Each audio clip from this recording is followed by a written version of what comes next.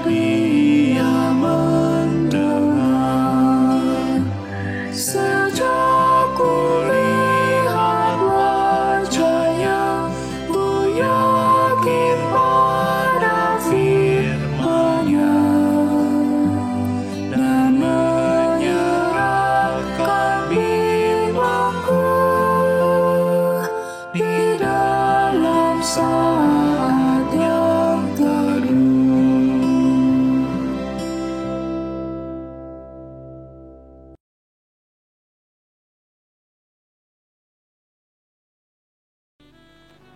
Mazmur 133 ayat 1-3. Persaudaraan yang rukun. Nyanyian ziarah Daud. Sungguh, alangkah baiknya dan indahnya apabila saudara-saudara diam bersama dengan rukun. Seperti minyak yang baik di atas kepala, meleleh ke janggut, yang meleleh ke janggut Harun, dan ke leher jubahnya. Seperti embun gunung Hermon yang turun ke atas gunung-gunung Sion. Sebab kesanalah Tuhan memerintahkan berkat kehidupan untuk selama-lamanya.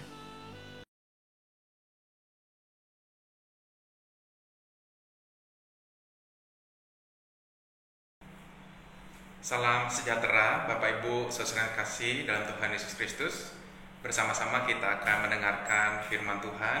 Mari kita siapkan bacaan kita dari Kisah Para Rasul pasal 11 ayat 27 sampai ayat yang ke-30. Kisah Para Rasul pasal 11 ayat 27 sampai 30. Sebelumnya mari kita berdoa. Bapa yang baik, terima kasih kalau hari ini kami boleh memulai kegiatan kami dengan beribadah, memuji nama Tuhan, dan mendengarkan firman Tuhan. Berkatilah hamba-Mu yang akan menyampaikan firman-Mu, supaya apa yang disampaikan boleh meneguhkan kami, boleh menolong kami, sehingga sebagai persekutuan, kami boleh menjadi persekutuan yang saling memulihkan, saling merawat satu dengan yang lain. Bersabdalah kepada kami Bapa, di dalam nama Tuhan Yesus Kristus kami berdoa. Amin. Saudara terkasih, mari kita membaca Kisah Para Rasul pasal 11 ayat 27 sampai 30.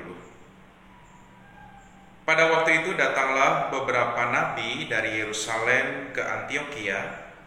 Seorang dari mereka yang bernama Agabus bangkit, dan oleh kuasa Roh ia mengatakan bahwa seluruh dunia akan ditimpa bahaya kelaparan yang besar. Hal itu terjadi juga pada zaman Claudius. Lalu murid-murid memutuskan untuk mengumpulkan suatu sumbangan sesuai dengan kemampuan mereka masing-masing dan mengirimkannya kepada saudara-saudara yang diam di Yudea. Hal itu mereka lakukan juga, dan mereka mengirimkannya kepada penatua-penatua dengan perantaraan Barnabas dan Saulus.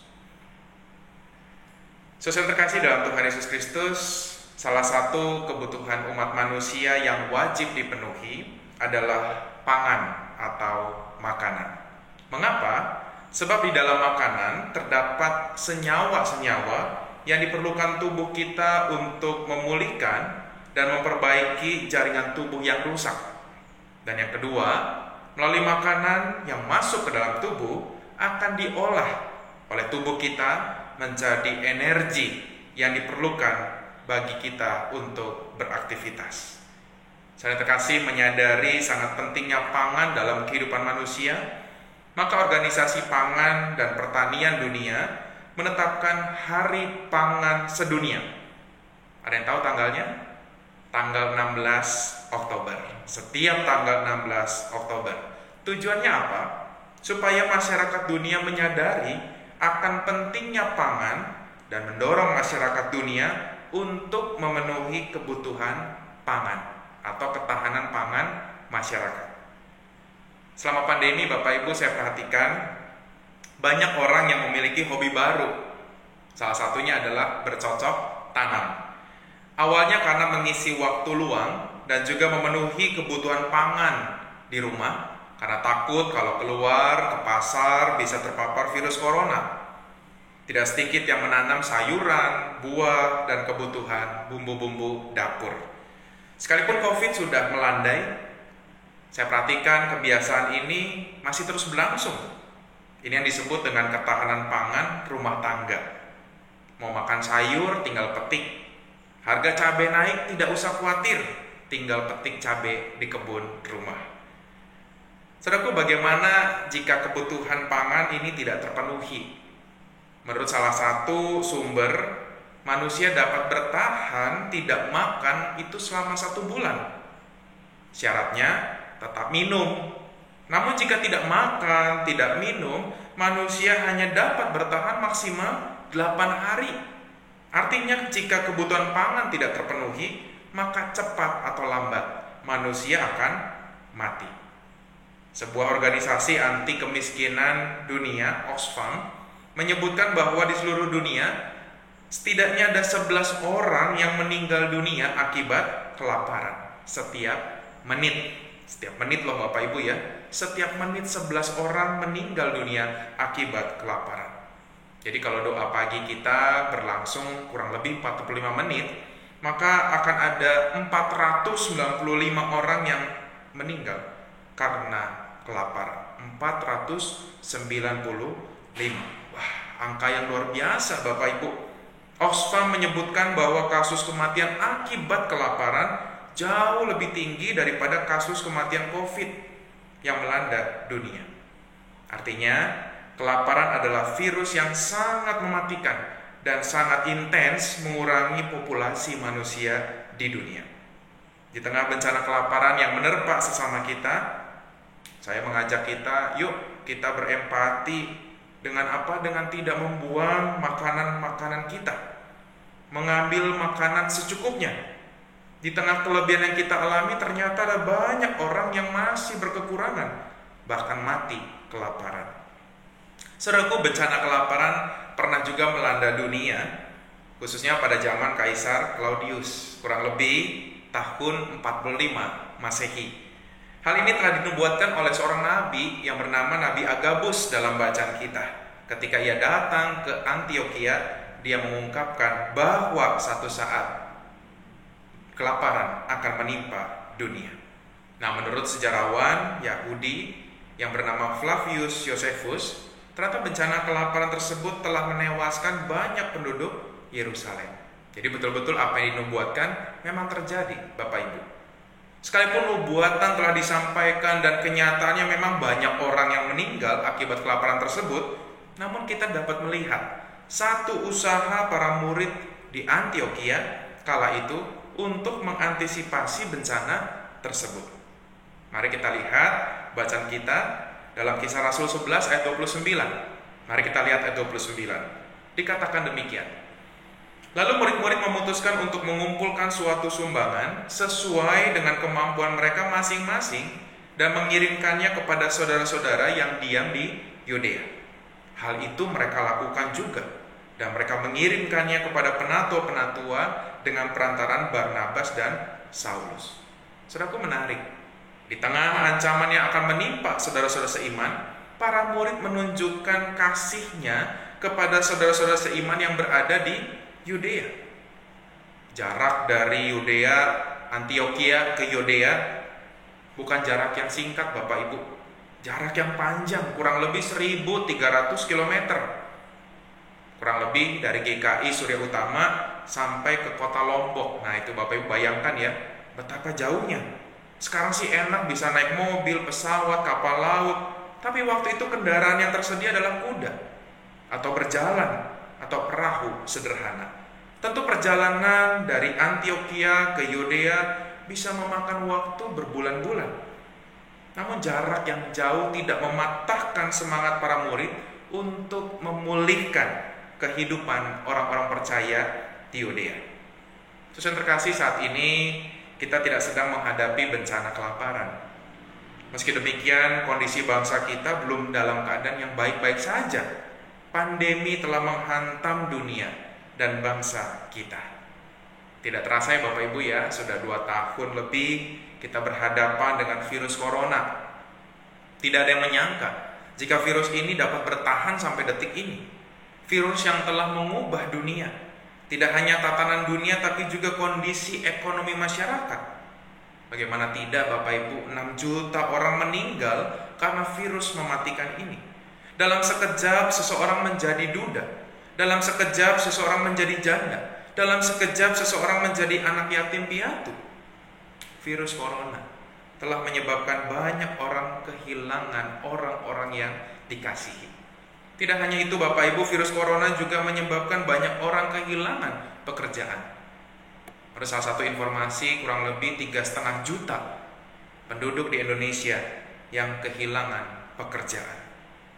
Dan kalau kita lihat tahun lalu Bapak Ibu, pertengahan tahun 2021, ini menjadi langkah yang berat buat kita.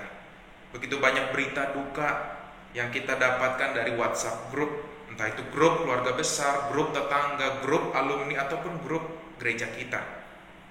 Mungkin di antara kita ada yang tidak terpapar virus corona sampai saat ini. Secara fisik mungkin kita sehat, tetapi secara mental kita sakit. Secara mental kita sakit. Kita khawatir, kita merasakan ketakutan luar biasa, dan lain sebagainya. Belum lagi saudara terkasih, pembelajaran jarak jauh yang membuat anak-anak kita stres. Anak-anak kita yang jenuh mengikuti pembelajaran jarak jauh. Sebab tidak semua anak-anak kita, cucu-cucu kita bisa mengikuti pembelajaran dengan metode virtual. Tidak semua anak dapat menyerap materi dengan baik. Mereka stres. Apalagi saat menjelang ujian, tambah stres lagi. Terlebih lagi ketika sudah ujian, nilai-nilai yang didapat, nilai-nilai yang tidak baik. Mereka makin stres. Karena pada akhirnya orang tua bisa tahu hasil pembelajaran anak-anak. Dan ketika orang tua tahu dalam kondisi yang sedang sulit, dalam kondisi yang sedang menata ekonomi, melihat nilai anak-anak tidak bagus, para orang tua semakin stres. Saudara terkasih, relasi-relasi yang tidak baik, relasi-relasi semakin hambar terjadi juga mungkin dalam kehidupan antara orang tua dan anak, suami dan istri. Saudaraku, virus yang kasat mata ini begitu berbahaya. Tidak hanya menginfeksi tubuh kita, tapi juga jiwa kita. Nah, hari ini Bapak Ibu, bacaan kita mengingatkan bencana silih berganti, bisa datang dan tidak ada informasi pemberitahuan tentang bencana tersebut. Tetapi panggilan kita sebagai orang percaya, bagaimana kita menghadirkan kasih yang dapat memulihkan sesama. Sebagai istri, kita dapat menguatkan suami, memberikan semangat, ayo kamu bisa, ketika ia sedang merintis kembali usahanya pasca pandemi. Sebagai suami, kita tentu bisa memberikan dukungan, semangat kepada istri kita yang kelelahan menjaga, mendampingi anak-anak selama sekolah di rumah. Dan tentunya tidak mudah Bapak Ibu mendampingi anak-anak belajar di rumah. Belum lagi istri harus mengerjakan berbagai aktivitas di rumah. Sebagai anak, kita harus belajar bersyukur untuk setiap berkat yang Tuhan berikan melalui usaha orang tua kita.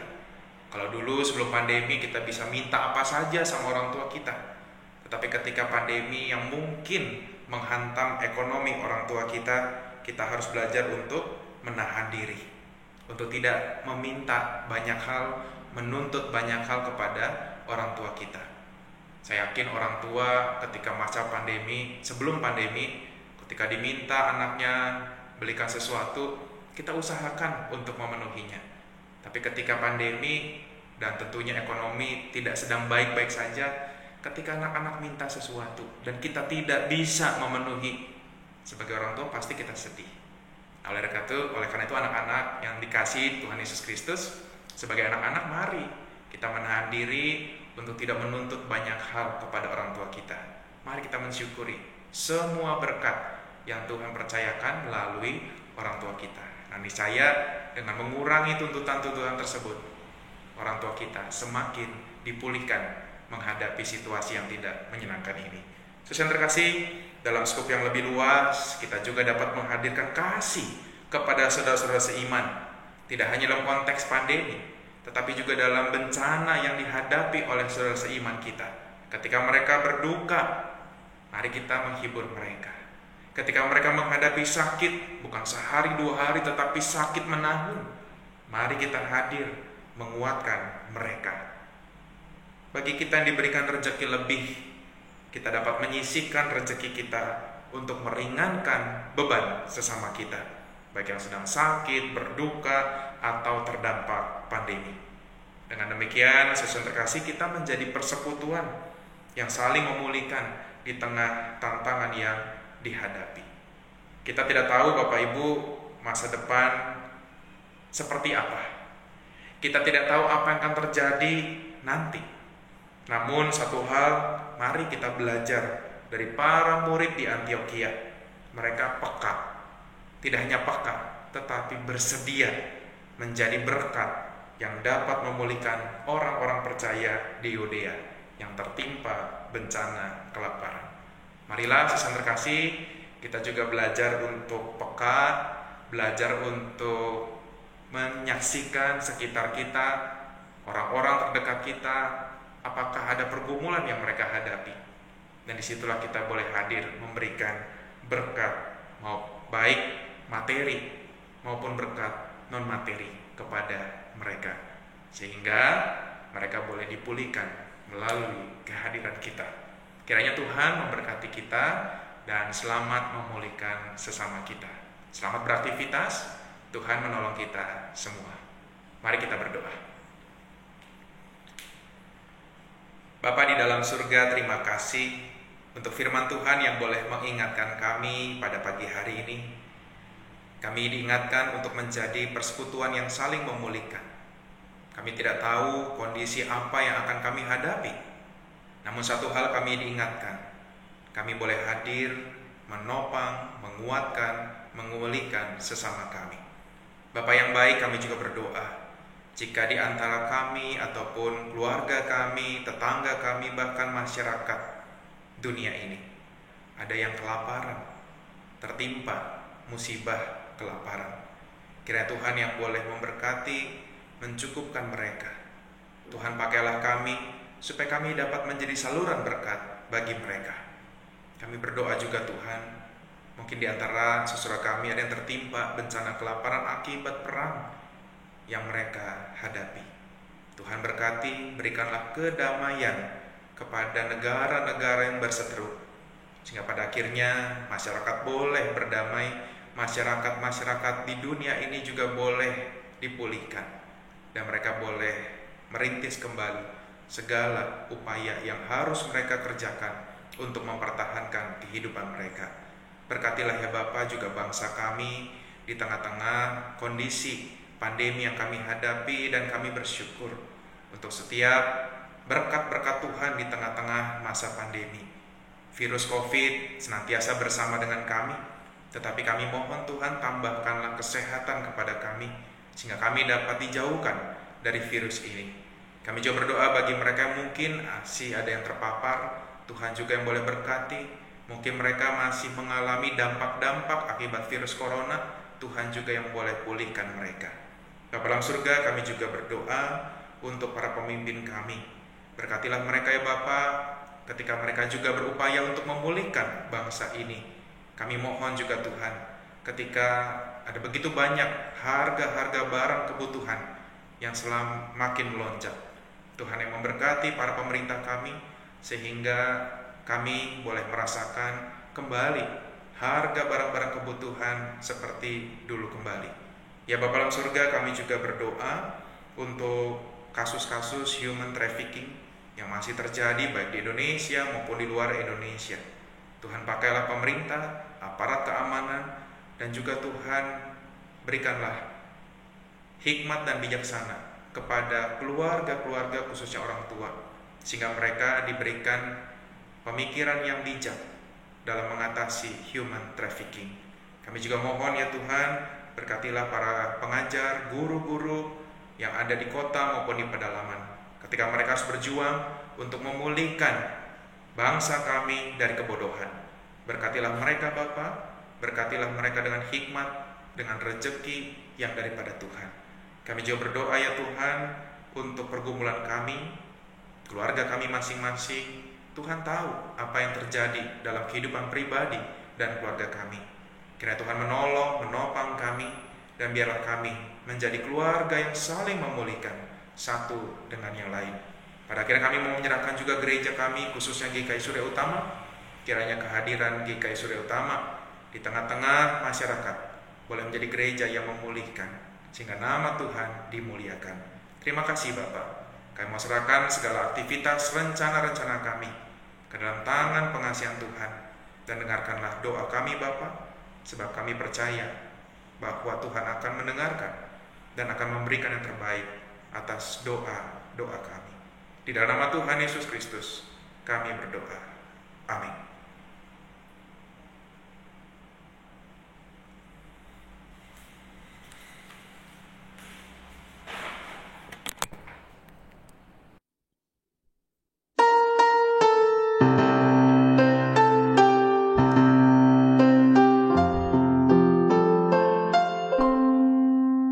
Kasih Tuhan